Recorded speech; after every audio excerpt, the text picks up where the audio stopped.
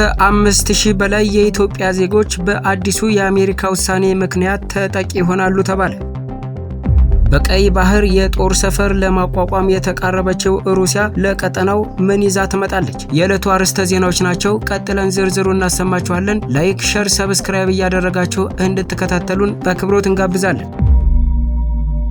ከ5000 በላይ የኢትዮጵያ ዜጎች በአዲሱ የአሜሪካ ውሳኔ ተጠቂ ይሆናሉ። አሜሪካ ከሰሞኑ ለኢትዮጵያውያን ዜጎች ትሰጥ የነበረውን ጊዜያዊ የሕግ ከለላ ማቋረጧ ይታወሳል። በዚህ ከለላ ስርም 5001 ኢትዮጵያውያን የሕግ ከለላ ተሰጥቷቸው እንደነበርና 263 የሚሆኑ ተጨማሪ ዜጎች አመልክተው በመጠባበቅ ላይ እንደነበሩ ተገልጿል። ጊዜያዊ የሕግ ከለላው መቼ ተሰጠ? አሜሪካ በፈረንጆቹ ታህሳስ 12 2022 ዓ.ም በኢትዮጵያ የነበረውን ግጭት ተከትሎ ለኢትዮጵያ ዜጎች ጊዜያዊ የሕግ ከለላ መስጠት የጀመረች ሲሆን በሚያዝያ 2024 ዳግም ተራዝሞ ነበር። የጊዜያዊ የሕግ ከለላው ለምን ተነሳ? አሜሪካ ውሳኔውን ከመተላለፉ በፊት ከሚመለከታቸው የራሷ መንግስት ተቋማት ጋር ንግግር በማድረግ የኢትዮጵያ አሁናዊ ሁኔታ መገምገሙን አንስታለች። በግምገማው የተዳሰሱ ነገሮች በኢትዮጵያ ውስጥ እየተካሄደ ያለ ግጭት ስለመኖሩ፣ ይህ ግጭት በመኖሩ ግለሰቦች ቢመለሱ የሚያጋጥማቸው የደህንነት ስጋት ስለመኖሩ፣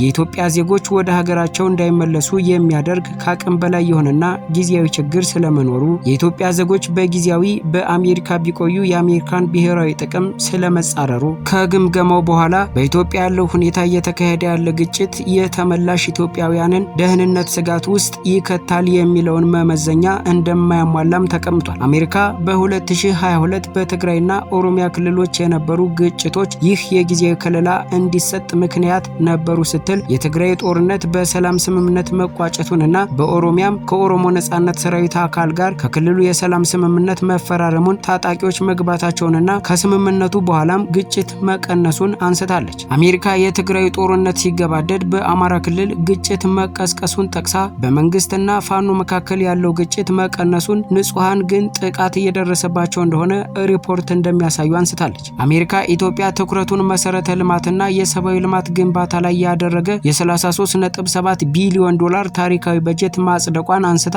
እነዚህ ማሻሻያዎች የተመላሽ ኢትዮጵያውያንን ደህንነት ስጋት ውስጥ የሚከት ነገር እንደሌለ ያሳያሉ ብላለች። የውስጥ መፈናቀሎች ቀንሰዋል ያለችው አሜሪካ የምግብና ማህበራዊ አገልግሎቶች መሻሻላቸውን፣ ለዚህም ማሳያው አሜሪካ ራሷ በሰሜን ኢትዮጵያ ውስጥ ትሰጥ የነበረውን የምግብ ድጋፍ ፕሮግራም ለጣምራ ኮሚቴ ማስተላለፉን አንስታለች። ከ2022 እስከ 2025 ድረስ 2147 የኢትዮጵያ ዜጎች ወደ ኢትዮጵያ ለመመለስ የጉዞ ሰነድ መጠየቃቸውንም በጥሩ ጎን ተመልክቻለሁ ብላለች። ከቪዛ ጊዜ በላይ መቆየትን በተመለከተ አሜሪካ ምን አለች? አሜሪካ በ2024 የኢትዮጵያ ዜጎች ከፍተኛ የሆነ ከቪዛ ጊዜ በላይ የመቆየት ምጣኔ ነበራቸው ብላለች። በዚህም ለቢ1 ለቢ2 ቪዛ የ8.27 በመቶ ከቪዛ ጊዜ በላይ የመቆየት፣ ይህም ከአማካዩ በ250% እንደሚበልጥ፣ ለኤፍኤም እና ጄ ቪዛ የ13.95% የመቆየትና ምጣኔ፣ ይህም ከአማካዩ በ330% እንደሚበልጥና የብሔራዊ ደህንነት ጉዳይ እንደሆነባትም ጨምራ ገልጻለች። ምን ያህል ሰዎች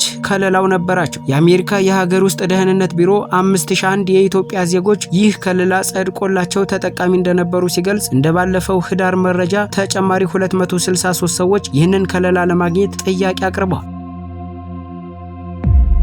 በቀይ ባህር የጦር ሰፈር ለማቋቋም የተቃረበችው ሩሲያ ለቀጠናው ምን ይዛ ትመጣለች? በዓለም ላይ ወሳኝ ከሆኑ የባህር መተላለፊያ መስመሮች መካከል አንዱ በሆነው ቀይ ባህር ላይ ከቅርብ ከሩቅም ያሉ ሀገራት ባገኙት አጋጣሚ ሁሉ እግራቸውን ለማስገባት እየጣሩ ነው። ጥቂት የማይባሉ ሀገራት ከአሜሪካ ከአውሮፓና ከሩቅ ምስራቅ ሳይቀሩ በጅቡቲ ላይ ወታደራዊ ሰፈር መስርተው በአካባቢው ላይ ሲንቀሳቀሱ፣ ሌሎች ደግሞ የባህር ኃይላቸውን በአካባቢው አሰማርተው ለጥቅማቸው ዘብ ቆመዋል። የሱዳን የውጭ ጉዳይ ሚኒስተር አሊ የሱፍ ባለፈው ዓመት የካቲት ወር ላይ እንዳስታወቁት የሱዳንን ጦር የሚመራው መንግስት ከሩሲያ ጋር የቀይ ባህር ወታደራዊ ሰፈር ግንባታን በተመለከተ የመጨረሻ ስምምነት ላይ ደርሷል። የየመን ሁቲ ታጣቂዎች ባለፉት 2 ዓመታት በቀይ ባህር የንግድ መርከቦች እንቅስቃሴ ላይ ያሳደሩት ተጽዕኖ ምዕራባውያን በአካባቢው ያላቸው ሚና የበለጠ እንዲያጠናክሩ ሲያደርግ፣ ሌሎች ሀገራት ደግሞ በቀይ ባህር ዙሪያ ቦታ ለማግኘት እየሰሩ ነው። ከነዚህ መካከል ሩሲያ ዋነኛው ሀገር ናት። ሩሲያ በአንጻራዊነት ከምዕራባውያኑ በተሻለ ለቀይ ባህር የቀረበች ብትሆንም በአካባቢው ወታደራዊ ሰፈር የላትም። ባለፉት ዓመታት የቀይ ባህር ተዋሳኝ ከሆኑት ሀገራት ጋር ስትወያይ እና ትብብሮችን ስትፈጽም የቆየችው ሩሲያ ተስፋ ሳትቆርጥ ፍላጎቷን እውን ለማድረግ የተቃረበች ትመስላለች። ቀይ ባህርን አፍሪካን፣ ኤስያንና አውሮፓን በአቋራጭ የሚያገናኝ ወሳኝ የባህር የንግድ እንቅስቃሴ መስመር ሲሆን በዚህ መተላለፊያ ላይ የሚከሰት እክል ታላላቅ የምጣኔ ሀብት እንቅስቃሴዎች ላይ ከባድ ተጽዕኖ አለው። የዓለማችን ከፍተኛ መጠነ ነዳጅ፣ ተፈላጊ ማዕድናት፣ የኢንዱስትሪ ምርቶች በተለይ ከባህረ ሰላጤውና እስያ ወደ አውሮፓ የሚተላለፍ መሆኑን አገራት አይናቸው እንዲጥሉበት አድርጓል። እየመጣች ያለችው ሩሲያ በምጣኔ ሀብትም ሆነ በወታደራዊ አቅሟ ከዓለማችን ሀያላን ተርታ የምትመደበው ሩሲያ በቀይ ባህር ላይ ሚና እንዲኖራት ለማድረግ ዓመታት ወስዶባታል። በዚህ በቀይ ባህር ላይ ወታደራዊ ሰፈር ለመገንባት ከአውሮፓውያኑ 2017 ዓመተ ምህረት ጀምሮ እንቅስቃሴ ስታደርግ ቆይታለች። አሁን ግን በእርስ በርስ ጦርነት ውስጥ ከምትገኘው ሱዳን ጋር ከስምምነት ላይ እንደደረሰች የሚያመለክቱ ሪፖርቶች እየወጡ ነው። ሱዳን 3 ዓመት ሊሞላው በተቃረበ ጦርነት ውስጥ ሆና ከባድ ውድመት ደርሶባታል። በጀነራል አልቡርሃን የሚመራው የአገሪቱ ጦር ሰራዊት ከጀነራል ሐምዳን ዳጋሎ ፈጥኖ ደራሽ ኃይል ጋር እየተፋለመ ነው። በዚህ ጊዜ ደግሞ መቀመጫውን ፖርት ሱዳን ላይ አድርጎ የቀይ ባህር ዳርቻ የሆነውን የሱዳንን ግዛት የሚቆጣጠረው የጀነራል አልቡርሃን ቡድን ከሩሲያ ጋር በመቀራረብ ድጋፍ ለማግኘትና ለሩሲያም የምትፈልገውን ለመስጠት በሩን ከፍቷል። ባለፈው ዓመት የካቲት የቀድሞው የሱዳን የውጭ ጉዳይ ሚኒስተር እንዳስታወቁት በሁለቱ ሀገራት በኩል ሩሲያ በሱዳን የባህር ዳርቻ ላይ የሚኖራትን የባህር ኃይል ሰፈር በተመለከተ በሚደርሰው ስምምነት ላይ መግባባት ላይ መደረሱን በመግለጽ ይህንንም ተግባራዊ ለማድረግ ምንም አይነት እንቅፋት የለም ብለው ነበር። በሞስኮ በኩል በሱዳን ውስጥ በተለይም ከጦርነት በኋላ በሚኖረው የመልሶ ግንባታ በሀገሪቱ ውስጥ መዋለ ንዋይን ለማፍሰስ ዝግጁ መሆኗን አሳውቃለች። በከባድ ጦርነት ውስጥ የሚገኙት አልቡርሃን በአሸናፊነት ለመውጣት የሚያስችለውን ድጋፍ ለማግኘት ለሩሲያ የባህር ኃይል ሰፈር በቀይ ባህር ዳርቻ ላይ ለመስጠት መዘጋጀታቸውን የሚያመለክቱ መረጃዎች እየወጡ ነው። ሱዳን ለሩሲያ የባህር ኃይል ጦር ሰፈር ለመፍቀድ የተነሳችው በምላሹ ዘመናዊ የጦር መሳሪያዎችን ከሞስኮ ለማግኘት መሆኑም ተዘግቧል። ዋል ስትሪት ጆርናል በቅርቡ በወጣው ዘገባ የሱዳን ጦር በቀይ ባህር ላይ ለሩሲያ የጦር ሰፈር ይሁንታን የሰጠው በምላሹ ከሩሲያ የጦር መሳሪያ ለማግኘት በተደረሰው ስምምነት መሆኑን ጠቅሷል። ሪፖርቶች እንደሚያመላክቱት ይህ የሩሲያ ባህር ኃይል ሰፈሩ ወደ 300 ወታደሮችን የሚይዝ ሲሆን የሱዳን መንግስትና የክሬምሊን ስምምነት ለ25 ዓመታት የሚዘልቅ ይሆናል። ሱዳን ትሪቢዩን እንደዘገበው ከሆነ የሱዳን የውጭ ጉዳይ ሚኒስተር አሊ ኤሱፍ ሱዳንና ሩሲያ የሩሲያን የጦር ሰፈር በተመለከተ ስምምነት ላይ ደርሰዋል ብለዋል። ሙሉ ስምምነት ላይ ደርሰናል፣ ጉዳዩ ቀላል ነው፣ ምንም መሰናክል የለም ማለታቸውም ተዘግቧል። ከሳምንት በፊት በሞስኮ ይፋዊ ጉብኝት ያደረጉት የሱዳን ውጭ ጉዳይ ሚኒስተር ከሩሲያው አቻቸው ሰርጌይ ላቭሮቭ ጋር በመሆን በሞስኮ ጋዜጣዊ መግለጫ ሰጥተው ነበር። የሱዳን መንግስት ዜና ወኪል የሆነው ሱና እንደዘገበው የሱዳን የውጭ ጉዳይ ሚኒስተር ስለ ጉዳዩ መግለጫ ቢያወጣም የውጭ ጉዳይ ሚኒስተሩን ንግግር ግን አላጣቀሰም። የውጭ ጉዳይ ሚኒስተሩ መግለጫ የሁለትዮሽ ግንኙነትን በተመለከተ የተለያዩ ነጥቦችን አንስቷል። ሁለቱ ሀገራት ስትራቴጂካዊ ግንኙነታቸውን ለማሳደግ ያላቸውን ቁርጠኝነት ጠቅሰዋል። የሱና ዘገባ እንደሚያመላክተው የሩሲያው የውጭ ጉዳይ ሚኒስተር ሰርጌይ ላቭሮቭ የሁለቱን ሀገራት ግንኙነት አወድሰው ሩሲያ ሱዳንን በዓለም አቀፍ መድረኮች ትደግፋለች ብለዋል። ሩሲያ ከአውሮፓውያኑ 2017 ጀምሮ ወታደራዊ ሰፈር ለመገንባት ሙከራ ስታደርግ የቆየች ሲሆን ሁለቱ ሀገራት የመጀመሪያ ደረጃ ስምምነት ላይ የደረሱት ግን 2020 ነው ብለዋል። ሆኖም ግን በምዕራባውያን ሀገራት ጫና ምክንያት የሱዳን ባለስልጣናት በስምምነቱ ወደፊት ለመግፋት ፍላጎት ሳያሳዩ ቆይተዋል። የጦር ሰፈር በጦር መሳሪያ ሩሲያ በምትገነባው የባህር ኃይል ጦር ሰፈር ላይ አንድ ጊዜ 4 የጦር መርከቦችን ማስፈር የምትችል ሲሆን ይህም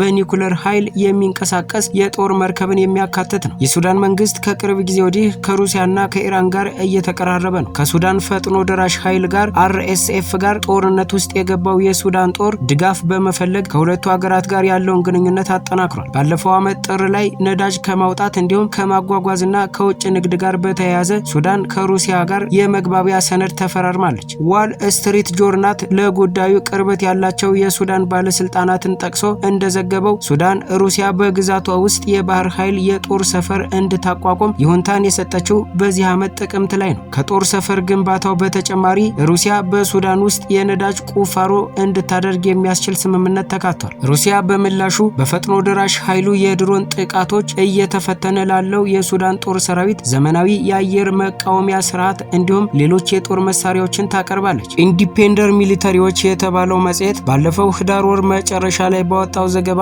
የሱዳንን መከላከያ ሚኒስተር ሱ-30 እና ሱ-35 የተባሉ ሩሲያ ሰራሽ ተዋጊ ጀቶችን ለማግኘት ንግግር እያደረገ ይገኛል። ተዋጊ ጀቶቹ ለሱዳን የሚሰጡት ቀይ ባህር ላይ በሚገነባው የባህር ኃይል ጦር ሰፈር ምላሽ ነው ሲሉም መጽሔቱ አትቷል። በእርግጥ ይህ የሁለቱ ወገኖች ንግግርና ስምምነት ወደ ተግባር የሚሸጋገር ከሆነ በፖርት ሱዳን ላይ የሚቋቋሙ የሩሲያ የባህር ኃይል ሰፈር በአፍሪካ የመጀመሪያው ይሆናል። ይህ በሱዳን መንግስትና በሩሲያ መካከል የባህር ኃይል ጦር ሰፈር በቀይ ባህር ዳርቻ ለማቋቋም የተደረሰው ስምምነት አንድ ተጨማሪ ሀያል አገርን ወደ ቀጠናው የሚያመጣ ነው። ነገር ግን ከቀይ ባህር ተጎራባች ሀገራትም ሆነ ከምዕራባውያን በኩል ባሉታዊ ሆነ በአዎንታዊ መልኩ የተሰማ ነገር የለም። ባለፉት ወራት ከፈጥኖ ደራሽ ኃይሉ በኩል በተሰነዘረበት ከባድ ጥቃት ቁልፍ ይዞታዎችን ያጣው የሱዳን ጦር የበላይነትን ለማግኘትና የተነጠቃቸውን ግዛቶች መልሶ ለመያዝ ከሩሲያ ለሚያገኘው ወታደራዊ ድጋፍ ሲል የሚጠየቀውን ሊፈጽም ይችላል። በሱዳን እየተካሄደ ባለው የእርስ በርስ ጦርነት ሳቢያ ከ1500 ከ150 ሺህ በላይ ሰዎች ሲገደሉ ከ12 ሚሊዮን በላይ ሰዎች ከቤት ንብረታቸው ተፈናቅለዋል። በአገሪቱ